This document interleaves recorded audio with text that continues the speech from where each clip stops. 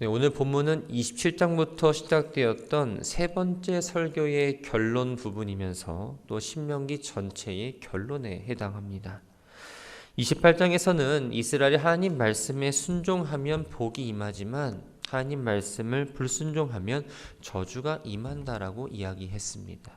또 어제 29장을 살펴보았는데 이스라엘이 모압 땅에서 하나님과 언약을 맺었는데 그 언약을 무시하고 그 언약을 지키지 않는다면 하나님께서 심판하신다고 말씀하시죠. 심판의 결과는 무엇입니까? 이스라엘이 전쟁에서 패하게 되고 가나안 땅에 쫓겨나 다른 나라의 포로로 잡혀가며 율법에 나타나 있는 온갖 저주대로 재앙을 받고 그들이 살던 가나안 땅은 소돔과 고모라처럼 황폐해지게 된다고 말씀하셨습니다. 그런데 오늘 본문을 보면 다시 소망의 메시지를 들려줍니다. 심판을 받는 가운데에서도 하나님께 회개하면 다시 회복시켜주겠다라는 메시지입니다. 하나님은 사랑의 하나님이시지만 또 공의의 하나님이십니다. 죄에 대해서는 철저하게 징계하시면서도 회개하고 하나님께 돌아와서 순종하는 자에 대해서는 다시 큰 축복을 내려주시지요. 불순종한 백성에게 주어지는 이러한 심판은 그들을 영원히 멸망시키려는 의도로 주신 것이 아니라 연단을 위한 징계이면서 또 회개를 위한 사랑의 채찍질이라고 말할 수가 있습니다. 먼저 1절부터 10절까지의 말씀을 보면 회개에 따른 복에 대해서 이야기합니다. 1절 말씀을 읽어보면 모세는 지금 이스라엘이 하나님께 불순종해서 다른 나라에 끌려가 살고 있는 상황을 가정해서 이야기합니다. 이러한 상황 가운데 있을 때 하나님의 축복과 저주의 말씀을 기억하고 그것을 깨닫는다면 하나님께 회복하고 마음과 뜻을 다해 하나님 말씀을 청종해야 한다고 이야기하고 있습니다. 회개는 단순히 자신이 저지른 그 죄에 대해서 후회하거나 뉘우치는 것을 말하는 게 아닙니다. 하나님께서 원하시는 진정한 회개란 무엇일까요? 자신의 잘못을 겸손히 먼저 깨닫고 참회하는 것을 말합니다. 참회한다는 말은 하나님을 거역함으로 해서 하나님과의 관계가 깨어지고 하나님의 마음을 아프시게 한 것에 대해서 진정으로 자신의 마음을 아파하는 걸 말합니다. 그런데 이 참회라는 건 이런 감정적인 부분에만 머무르지 않습니다. 이것을 시작으로 해서 잘못된 행동에서 돌이키고 불신앙적이고 불순종인 모습을 버려버리며 하나님 안에서 하나님 말씀을 쫓아 올바른 삶으로 나아가는 것까지 이루어지는 것이 바로 회개입니다. 이스라엘 하나님께 마음을 돌이킨다면 하나님 역시 그 마음을 돌이키십니다. 마치 자식을 감싸는 부모처럼 하나님은 이스라엘을 긍휼히 여기신다는 거죠. 포로 생활로 인해 힘들게 느꼈던 그 고통을 끝내주십니다. 아주 멀리 살고 있다 할지라도 그들 모두를 다시 불러서 잃어버렸던 지혜를 회복시켜 주시고 하나님의 소유로 인정해 주신다는 거죠. 이뿐만이 아닙니다. 조상들이 살던 땅으로 돌아오게 하시고 삶의 첫 영역에서 조상들보다 더 풍성한 은혜를 누리게 하시겠다고 약속하고 있습니다. 이 약속은 실제적으로 이스라엘 역사 가운데 이루어집니다. 이스라엘 남부왕조가 아수르와 바벨론에 의해서 완전히 멸망당한 후에 바벨론이 바사에 의해서 멸망당하자 바사왕 고레스의 칙령에 따라서 세 차례에 걸쳐 예루살렘으로 귀환을 하게 됩니다. 6절을 보면 이스라엘이 하나님께 돌아오면 하나님이 그들의 마음에 할례를 베풀어 주실 거라고 말합니다. 이 할례라는 건 하나님과 이스라엘 백성 사이에 언약 관계를 나타내는 상징적인 징표입니다. 할례 의식을 통해서 이스라엘이 모든 죄악을 제거해버리고 하나님을 주권자로 인정하며 하나님께 온전히 헌신할 것을 나타내었습니다. 근데 본문에서 지금 말하고 있는 것은 할례가 아니라 바로 마음의 할례입니다. 마음의 할례는 생식기의 표피를 잘라내듯이 마음을 덮고 있는 그 죄의 껍질을 잘라내고 참된 마음으로 또 진정으로 하나님께 순종하며 섬기게 하는 것을 말합니다. 하나님께서 하나님 백성에게 이렇게 마음의 할례를 베푸시는 이유는 마음을 다하여 뜻을 다하여 여호와를 사랑하게 하기 위해서였습니다. 이렇게 하심으로써 예수 그리스도를 구주로 받아들이게 하고 영원한 생명을 소유하며 살게 하려는 목적이셨던 거죠. 육체적 할례가 구약 이스라엘 백성들에게만 해당하는 언약의 표징이었다면 마음의 할례는 신약에 와서 예수 그리스도를 믿는 모든 이들에게 확대되는 새 언약의 증표라고 말할 수가 있습니다. 7절에 보면 이스라엘이 회개하고 하나님께 돌아온다면 하나님은 이스라엘에게 내렸던 그 저주를 그 대적들에게 돌리실 거라고 이야기합니다. 내 적군과 너를 미워하고 핍박하던 자는 바로 이스라엘을 때마다 괴롭히던 이웃 나라를 말합니다. 이들은 하나님께서 진노의 막대기로 사용하신 하나님의 심판 대리자들이었죠. 하나님께서 이들에게 이스라엘 괴롭히도록 허락하신 것은 이스라엘보다 의로워서가 아닙니다. 사실 이들은 처음부터 하나님을 알지 못했습니다. 이스라엘보다 훨씬 더 악한 자들입니다. 그럼에도 불구하고 하나님은 그들을 징계 도구로 사용하셨습니다. 그런데 이들은 하나님 명령대로 행하지 않고 하나님의 뜻을 거슬러서 자신들의 어떤 분함과 잔인한 모습으로 이스라엘을 치는 죄를 범했기 때문에 이제는 하나님의 저주 아래에 놓여지게 된 겁니다. 이 약속은 북이스라엘 멸망시켰던 아수르는 주전 612년 바벨론에 의해서 멸망을 당하게 되었고, 남녀를 멸망시켰던 바벨론은 주전 538년 바사와 메대 연합에 의해서 멸망당하게 됩니다.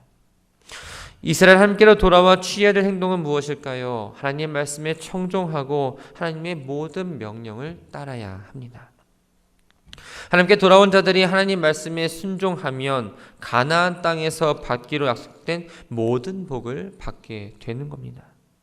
하나님과의 관계가 회복되어서 하나님의 자녀로 삼아주실 뿐만 아니라 그들이 하는 모든 일에 복이 되게 하셨죠. 후손이 번성하고 가축의 수가 많아지고 농사가 잘 되는 삶의 복이 풍성하게 임하게 되었습니다. 11절부터 14절까지의 말씀은 하나님께서 주신 그 율법의 성격이 무엇인지에 대해서 이야기합니다. 11절에 내가 오늘 내게 명령한 이 명령은 바로 모세가 지금 모압 땅에서 선포하고 있는 율법을 말합니다. 당시 사람들은 이 율법을 의무 규정으로만 생각해서 무거운 짐처럼 여겼습니다. 근데 사실 율법이라는 건 하나님께서 인간을 구속하고 억압하기 위해서 주신 게 아닙니다. 사람을 좀 더 축복된 삶으로 인도하시고자 하는 하나님의 사랑에서 비롯된 것이었죠. 그래서 누구나 율법을 지켜서 행함으로 약속된 축복을 누리기를 원하셨습니다. 그래서 하나님의 말씀은 하늘에 감춰져 있는 비밀도 아니고 특정한 사람들만 이해할 수 있는 내용도 아니었습니다. 하나님은 누구든지 순종하는 마음을 가진 사람들에게는 말씀을 확실히 깨달을 수 있는 은혜를 주셔서 그 말씀을 듣고 순종하려는 사람은 이해하고 어렵지 않게 받아들일 수 있습니다. 또한 순종할 수 있는 힘을 주셔서 억지로 하는 것이 아니라 그 마음을, 순종의 마음을 가지고 율법을 지키게 하셨죠. 하지만 심령이 완악한 사람은 영적인 분별력이 없어 하나님 말씀을 듣고도 깨닫지 못합니다. 그렇기 때문에 우리가 하나님 말씀 앞에 나아가려면 완악한 마음은 좀 내려놓고 그 말씀에 순종하려는 그 마음을 가지고 말씀 앞에 나아가야 합니다. 하나님 말씀은 우리가 닿을 수 없을 만큼 하늘 위에 있거나 또 바다 밑에 있는 게 아닙니다. 우리의 삶과 밀접한 연관을 가지고 있죠. 그렇기 때문에 하나님 말씀이 너무 어려워서 지킬 수가 없습니다. 하나님 말씀은 접하기가 어려워서 지킬 수가 없습니다라는 이 말은 핑계가 될 뿐입니다. 왜냐하면 하나님 말씀은 14절에 내게 매우 가까워서 내 입에 있으며 내 마음에 있은즉 내가 이를 행할 수 있기 때문이라고 이야기하고 있습니다. 율법을 지켜 행하는 것은 이해할 수 없는 어떤 오묘한 일, 정말 특별한 일이 아니므로 율법주의나 특별한 지식을 갖춰야 된다고 생각해서는 안 됩니다. 하나님 말씀은 바로 우리들의 삶 속에서 이루어져야 합니다. 언제나 읽을 수 있고 다른 사람에게 말씀을 가르칠 수 있고 이 말씀을 가지고 서로 나눌 수가 있습니다. 다윗은 말씀을 항상 입에 담아두었기 때문에 시편 19편 10절에서 하나님 말씀이 송이꿀보다 더 달달하고까지 고백을 합니다. 또 하나님 말씀은 우리들의 마음 가운데에 담아둘 수 있어서 늘 묵상을 할 수가 있습니다. 그래서 신명기 6장 6절에서는 오늘 내가 내게 명하는 이 말씀을 너는 마음에 새기라 라고 이야기합니다. 하나님 말씀은 빈부귀천, 남녀노소 관계없이 모든 사람이 깨닫고 행할 수가 있습니다. 말씀을 묵상하다 보면 하나님이 누구인지, 하나님의 뜻이 무엇인지 알게 되고 누군가에 의해서가 아니라 자발적으로 하나님 말씀대로 순종할 수 있게 합니다. 그 사도 요한은 요한일서 5장 3절에서 하나님을 사랑하는 것은 이것이니 우리가 그의 계명들을 지키는 것이라 라고 이야기해주고 있습니다. 15절부터 20절까지의 말씀은 생명의 길과 사망의 길에 대해서 이야기합니다. 모세는 인생의 마지막 시점에서 이스라엘 백성들에게 지금 유언과 같은 이야기를 하고 있습니다. 그 이야기를 앞서 먼저 증인들을 부릅니다. 당시 조약을 맺을 때에는 증인들이 필요했습니다. 이 신명기에서는 하나님이 언약의 파트너이기 때문에 19절에 보면 하늘과 땅을 증인으로 소환합니다. 15절에 보면 하나님께서 예배해 두신 길은 두 가지입니다. 생명과 복의 길, 사망과 화해의 길입니다. 중간은 없습니다. 사람이 어느 길을 선택하느냐에 따라서 그 삶의 과정도 삶의 결과도 달라질 수밖에 없는 거죠. 생명과 복의 길을 선택한다는 것은 다시 말하면 하나님을 선택한다는 것과 같습니다. 하나님을 선택하는 것은 하나님을 사랑하고 마음의 할례를 받아 하나님 말씀에 순종하며 사는 삶을 이야기합니다. 하나님께서는 이스라엘 백성들이 하나님 백성으로서 무엇보다도 하나님을 먼저 사랑하고 하나님 말씀에 순종하는 삶을 살아가기를 원하셨습니다. 이러한 삶을 살아간다면 그 약속의 땅에 들어가서 번성하게 될 거라고 약속하셨죠. 그러나 이스라엘 백성들이 하나님께서 명령하신 대로 살지 않고 다른 신을 섬길 경우에는 반드시 멸망하게 되고 요단강을 들어가 차지할 그 가나안 땅에서 오래 살지 못할 거라고 분명하게 말씀하고 있습니다. 하나님은 사랑의 하나님이시긴 하지만 또 질투의 하나님이시기도 합니다. 자기 백성이 하나님을 온전히 섬기지 않고 유혹을 당해 이방의 헛된 우상을 섬기는 것에 대해서 결코 용납하지 않으시는 분이시죠. 이스라엘이 마음을 돌이켜서 다른 신을 향한다는 것은 바로 영적 간음을 행한 것과 같습니다. 언약을 어기는 것이고 율법을 순종하지 않는 것이고 하나님을 배신하는 행위이지요. 요단강 건너편 가나안 땅은 하나님을 사랑하고 그의 계명을 지키는 자들이 들어가 살 거룩한 언약의 땅입니다. 결국 이스라엘의 언약의 땅 가나안에서 오래 행복을 누릴 수 있는 길은 유일하신 생명된 하나님을 사랑하고 하나님과 맺은 언약을 지켜서 그 말씀에 따라 살아가야 된다는 것을 이야기하며 오늘 본문의 말씀을 마무리하고 있습니다. 말씀을 정리합니다. 우리가 성경에 대해 흔히 갖고 있는 편견 가운데 하나는 어렵다입니다. 이해하기도 어렵고 순종하기는 더더욱 어렵다라고 생각합니다. 그런데 오늘 본문에서 모세는 그렇지 않다라고 분명하게 이야기해주고 있습니다. 하나님이 우리에게 주신 이 말씀은 똑똑한 사람, 많이 배운 사람, 이해력이 좋은 사람만 알고 깨닫는 어려운 내용이 아닙니다. 그 말씀을 배우기 위해서 오랜 시간을 투자해야 될 만큼 접근하기 어려운 곳에 두시지도 않았습니다. 우리가 언제든지 쉽게 말씀을 듣고 읽고 배울 수 있도록 늘 우리 가까이에 주셨다라는 거죠. 말씀을 가까이 하지 않는 것은 전적으로 우리들의 태도에 달려 있습니다. 그렇다면 가까이 있는 말씀 우리는 어떻게 대해야 할까요? 건강을 위해서 날마다 음식을 먹는 것처럼 영적 건강을 위해서 날마다 우리는 하나님의 말씀을 들어야 합니다. 바쁘고 분주하다는 이유로 이 영적 양식을 공급받는 것에 대해서 미루거나 싫어하거나 내일로 넘겨서는 안 된다는 겁니다. 삶의 우선순위에 있어서도 하나님의 말씀을 가장 최우선으로 두어야 하고 그 말씀을 의지하며 하나님과 기도로 교제하는 시간도 가지고 있어야 합니다.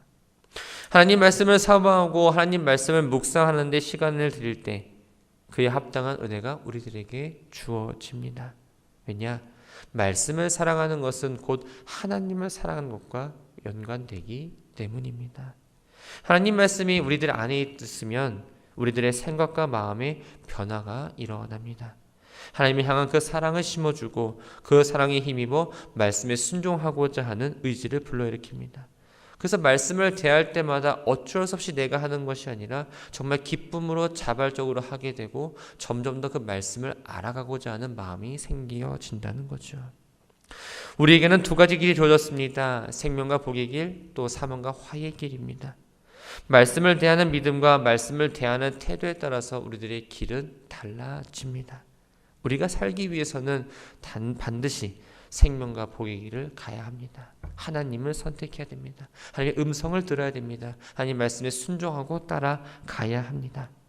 이 땅에서 잘 살기 위해 하나님을 선택하고 따르는 것이 아니라 하나님의 말씀대로 살아가고 하나님을 따라 나갈 때 그 상급으로 우리들의 삶 가운데에 복이 임할 줄 믿습니다. 하나님은 우리가 하나님 말씀에 순종하는 생명의 길로 걸어가서 놀라운 복을 누리며 살아가기를 원하고 계십니다. 사랑하는 성도 여러분, 말씀을 기준으로 살아가시기 바랍니다. 말씀을 듣고 믿으면서 하나님의 생명을 날마다 얻고 걸어가는 오늘의 삶이 되기를 바랍니다. 하나님께 순종하는 것이 억지로 되는 것이 아니라 우리의 삶 가운데 상식으로 받아들여져서 당연하게 반응하는 천국 백성의 삶을 살아내는 오늘 한날이 되기를 주님의 이름으로 축원합니다.